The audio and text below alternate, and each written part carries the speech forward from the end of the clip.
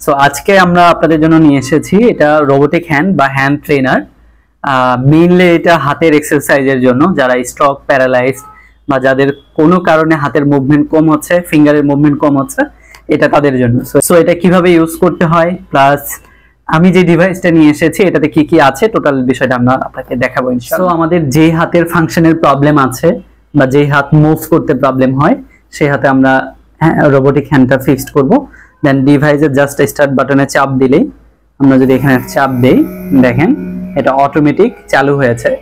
মজার ব্যাপার হচ্ছে দেখেন শুরুতেই কিন্তু ফিঙ্গারটা এক্সটেন্ড করতেছে। এখানে আপনি চাইলে কত সেকেন্ড পরে পরে মুভ করবেন সেটা কন্ট্রোল করতে পারবেন।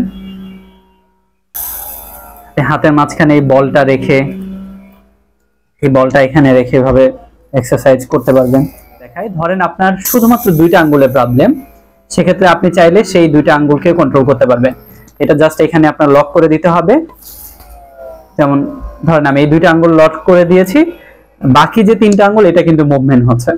সো কারো যদি একটা আঙ্গুলে বা দুইটা আঙ্গুলে, তিনটা আঙ্গুলে প্রবলেম হয়, তাদের জন্য কিন্তু এই ডিভাইসটা দারুণ। সুন্দর ডিভাইসটি পেতে এখনই ফিজিওমার্টে অর্ডার করুন।